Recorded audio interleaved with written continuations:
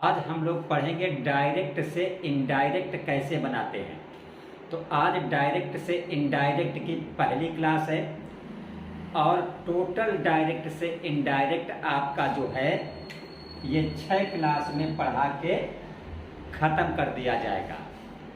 और अंग्रेजी आपको सुनने में बहुत ही कठिन लगती है। हम आपको अंग्रेजी जो है बिल्कुल देहाती भाषा में पढ़ाऊँगा, ठीक है। तो देखिए डायरेक्ट से इनडायरेक्ट की आज पहली क्लास और वो भी बिल्कुल देहाती भाषा में। तो जैसे मान लो एक वाक्य हमने लिखा, रवि से ही इज रीडिंग। आपके सामने ये वाक्य लिखा हुआ है, Ravi says he is reading. ये काहे का निशान है? कामा का। और ये क्या है? Inverted comma. तो आपको पहला रूल ध्यान रखना है, पहला जो नियम है आपका, ये आप याद कर लेंगे, रख लेंगे। पहला नियम क्या? पहला नियम है कि अगर इन्वर्टेड कामा के बाहर यदि इन्वर्टेड कामा के बाहर प्रेजेंट या फ्यूचर है तो इन्वर्टेड कामा के अंदर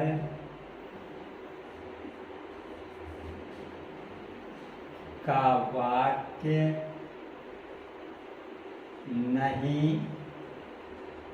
बदलता।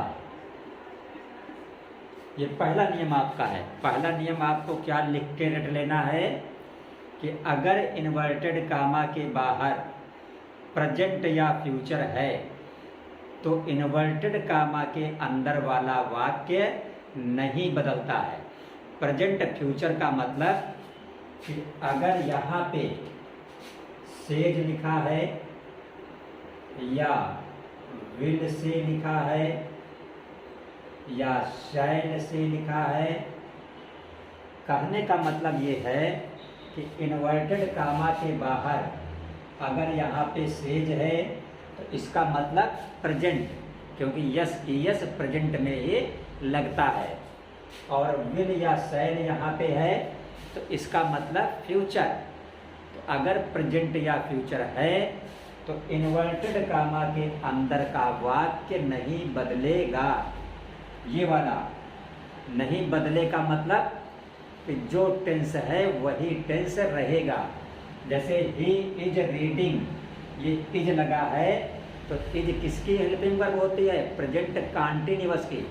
इसका मतलब ये वाक्य क्या है? Present continuous. तो ये बदलेगा नहीं। जब डायरेक्ट से इनडायरेक्ट बनेगा तब भी यह प्रेजेंट कॉन्टिन्यूअस ही रहेगा। तो ये पहला नियम है आपका, यहाँ पे लिखा है, याद कर लेंगे कि अगर इन्वर्टेड कामा के बाहर प्रेजेंट या फ्यूचर मतलब सेज या विल या शैल लगा हुआ है तो इन्वर्टेड कामा के अंदर का वाक्य नहीं बदलता। तो इसका इनडायरेक्ट क्या बन जाएगा? जैसे रवि सेज, तो हम लिखेंगे Ravi says, comma inverted comma हटा के किससे जोड़ देंगे? दैट से। और आगे he is reading, same to same. ठीक। अब हम आपको बताएंगे कि अगर इन्वर्टेड कामा के बाहर पास्ट टेंस है, मीन्स सेड है, तो रिपोर्टेड स्पीच का टेंस बदल जाता है और निम्न प्रकार से बदलता है। तो वो रूल नंबर आपका होगा सेकेंड। तो देखिए रूल नंबर सेकेंड, देखिए दूसरा नियम है कि अगर इन्वर्टेड कामा के बाहर पास्ट टेंस है मतलब सेड है तो रिपोर्टेड स्पीच का टेंस मीन्स इन्वर्टेड कामा के अंदर वाला वाक्य बदल जाता है। क्या है सेकंड रूल? यदि इन्वर्टेड कामा के बाहर सेड, सेड का मतलब पास्ट टेंस, तो इन्वर्टेड कामा के अंदर का वाक्य निम्न प्रकार बदलता है।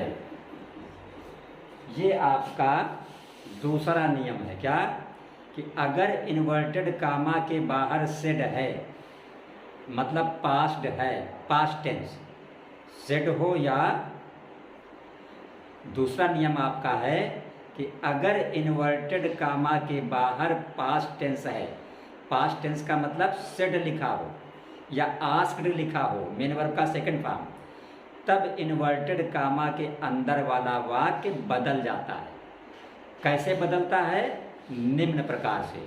वो प्रकार आप 3 लाइन में देखिएगा। पहला क्या है? All present changes into corresponding, यहां जगह नहीं, यहां लिखे दे रहे हैं पास्ट। ये पहला नियम है। ठीक है? अगर इन्वर्टेड कामा के बाहर, जैसे यहां पे सेड लिखा है, तो इन्वर्टेड कामा के अंदर का वाक्य बदल जाता है। किस प्रकार? All present changes into corresponding past, सभी प्रेजेंट करेस्पॉन्डिंग पास्ट में बदलते हैं। इस बात का मतलब ये है कि अगर प्रेजेंट इंडेफिनिट है तो पास्ट इंडेफिनिट हो जाएगा, अगर प्रेजेंट कॉन्टिन्यूअस है तो पास्ट कॉन्टिन्यूअस हो जाएगा, अगर प्रेजेंट परफेक्ट है तो पास्ट परफेक्ट हो जाएगा, अगर प्रेजेंट परफेक्ट कॉन्टिन्यूअस है तो पास्ट परफेक्ट कॉन्टिन्यूअस हो जाएगा।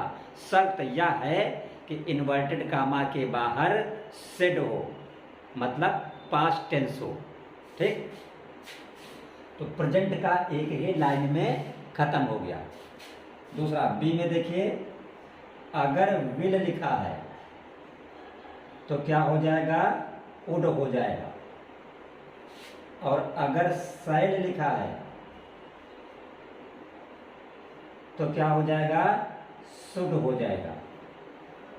तो इतना लिखने से आपके फ्यूचर टेंस की बात पूरी खत्म हो जाती है कि अगर यहाँ पे इन्वर्टेड कामा के अंदर विल दिखे तो विल को क्या लिख देंगे? वुड लिख देंगे, और अगर इन्वर्टेड कामा के अंदर शैल दिखे तो आप शुड लिख देंगे। लेकिन कब? शर्त है यहाँ पे क्या लिखा हो? शुड लिखा हो इन्वर्टेड कामा के बाहर, मतलब पास्ट टेंस हो। तो एक लाइन में प्रेजेंट सारा खत्म हो गया, एक लाइन में फ्यूचर खत्म हो गया। अब पास्ट में देखिएगा, पास्ट में आपको क्या ध्यान रखना है कि अगर पास्ट इंडेफिनिट है, यहाँ पे इन्वर्टेड कामा के अंदर जो वाक्य है वो क्या है? आपका पास्ट इंडेफिनिट है, तो पास्ट इंडेफिनिट क्या हो जाएगा? पास्ट परफेक्ट हो जाएगा। और अगर पास्ट कॉन्टिन्यूअस है तो क्या हो जाएगा? तब हो जाएगा आपका past perfect continuous. Past indefinite है तो पास्ट परफेक्ट हो गया, और पास्ट कॉन्टिन्यूअस है तो पास्ट परफेक्ट कॉन्टिन्यूअस हो गया। तो अब क्या बचा? पास्ट परफेक्ट बचा। अगर पास्ट परफेक्ट है या पास्ट परफेक्ट कॉन्टिन्यूअस है, तब क्या होगा दोनों में? No change. नो चेंज का मतलब ये है कि अगर पास्ट परफेक्ट है तो पास्ट परफेक्ट ही रहेगा, और पास्ट कॉन्टिन्यूअस है, सॉरी पास्ट परफेक्ट कॉन्टिन्यूअस है तो पास्ट परफेक्ट कॉन्टिन्यूअस ही रहेगा। तो आपने देखा प्रेजेंट का भी खत्म हो गया। प्रेजेंट में क्या ध्यान रखना है कि all present changes into corresponding past, means present indefinite है तो पास्ट इंडेफिनिट, प्रेजेंट कॉन्टिन्यूअस है तो पास्ट कॉन्टिन्यूअस, प्रेजेंट परफेक्ट है तो पास्ट परफेक्ट, और प्रेजेंट परफेक्ट कॉन्टिन्यूअस है तो पास्ट परफेक्ट कॉन्टिन्यूअस। फ्यूचर के लिए ध्यान रखना है, विल है तो वुड हो जाएगा, शैल है तो शुड हो जाएगा। पास्ट में आपको ध्यान रखना है, यहाँ पे लिखा है कि पास्ट इंडेफिनिट है तो पास्ट परफेक्ट हो जाएगा, पास्ट कॉन्टिन्यूअस है तो पास्ट परफेक्ट कॉन्टिन्यूअस हो जाएगा, पास्ट परफेक्ट है तो पास्ट परफेक्ट ही बना रहेगा, और पास्ट परफेक्ट कॉन्टिन्यूअस है तब भी पास्ट परफेक्ट कॉन्टिन्यूअस ही बना रहेगा। कहने का मतलब कि पास्ट परफेक्ट और पास्ट परफेक्ट कॉन्टिन्यूअस में नो चेंज। लेकिन ये बातें सभी लागू कब होंगी? शर्त है कि इन्वर्टेड कामा के बाहर यहाँ पे क्या हो? सेड हो, मतलब पास्ट टेंस हो।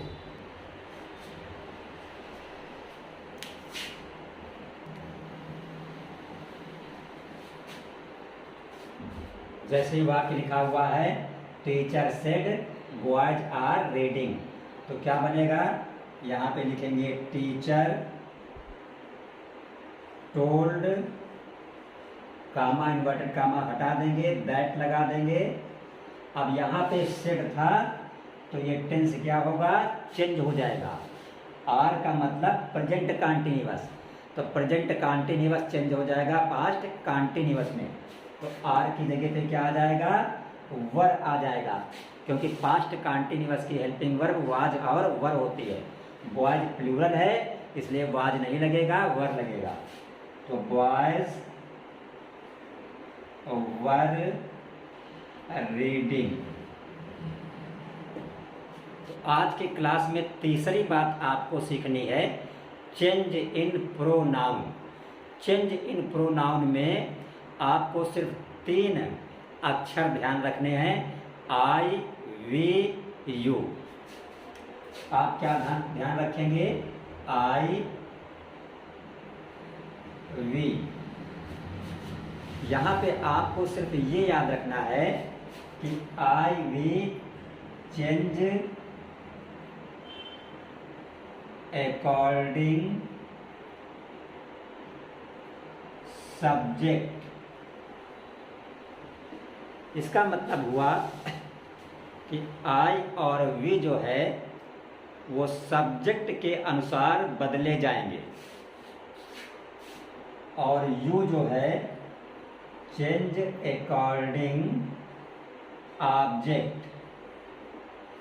यू जो है ऑब्जेक्ट के अनुसार बदला जाएगा। अब इसको एक एग्जाम्पल से देखिएगा। जैसे मान लो एग्जाम्पल आपका लिखा है Ravi said comma inverted comma के अंदर आई एम गोइंग।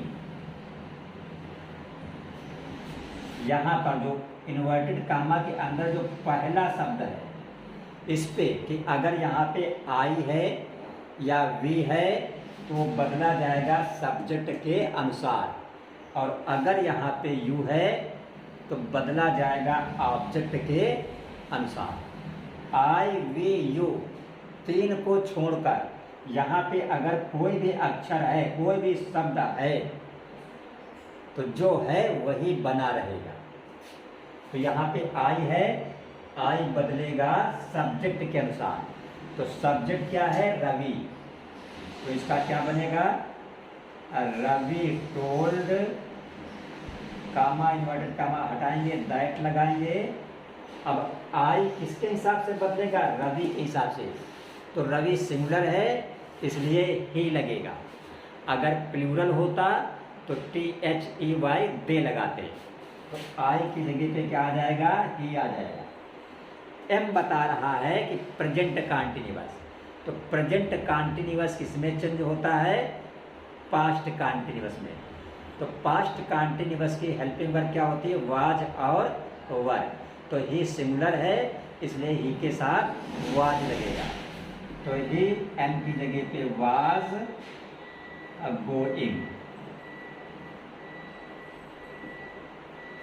आज की क्लास का जो चौथा और लास्ट पॉइंट है वो आपको समझना है सम अदर चेंजेस। जैसे हम डायरेक्ट से इनडायरेक्ट बना रहे हैं, अगर नाउ है तो क्या लिखेंगे हम? उसकी जगह पर देन लिखेंगे। जस्ट है तब भी क्या लिखेंगे? देन लिखेंगे। टुडे की जगह पर दैट डे लिखा जाएगा। टू नाइट की जगह पर दैट नाइट लिखा जाएगा। दिस की जगह पर दैट लिखेंगे। दिस की जगह पर दोज लिखेंगे। हेयर की जगह पर देयर लिखा जाएगा। HENCE हेंस, हेंस की जगह पर THENCE लिखा जाएगा और कम की जगह पर गो लिखा जाएगा। अगर टुमारो है तो टुमारो की जगह पर द नेक्स्ट डे लिखा जाएगा। यस्टरडे की जगह पर द प्रीवियस डे लिखेंगे। लास्ट नाइट की जगह पर द प्रीवियस नाइट लिखा जाएगा। इसी तरह अगो की जगह पर बिफोर लिखेंगे और लास्ट वीक की जगह पे द प्रीवियस वीक लिखेंगे। तो आज से डायरेक्ट इनडायरेक्ट जो शुरू किया हमने, इसकी पहली क्लास आज से समाप्त हुई। दूसरी क्लास में हम ये बताएंगे आपको कि इन्वर्टेड कामा के बाहर सेट होने के बावजूद भी इन्वर्टेड कामा के अंदर का वाक्य चेंज नहीं होता है। तो वो कौन सी स्थितियां होती हैं जब सेट होने के बावजूद भी इन्वर्टेड कामा के अंदर का वाक्य चेंज नहीं होता है? और अगर ये 6 क्लास आप पूरी देख लेते हैं हमारी, तो आप फिर कक्षा 9 से लेके 12 तक किसी भी क्लास में डायरेक्ट इनडायरेक्ट पूछा जाएगा, आप आसानी से कर लेंगे। और अगर किसी प्रतियोगी परीक्षा का भी डायरेक्ट इनडायरेक्ट बनाने को आता है तो वो भी आप आसानी से हल कर लेंगे। इसलिए जिन स्टूडेंट्स ने अभी तक चैनल को सब्सक्राइब नहीं किया है वो चैनल को सब्सक्राइब अवश्य कर लें।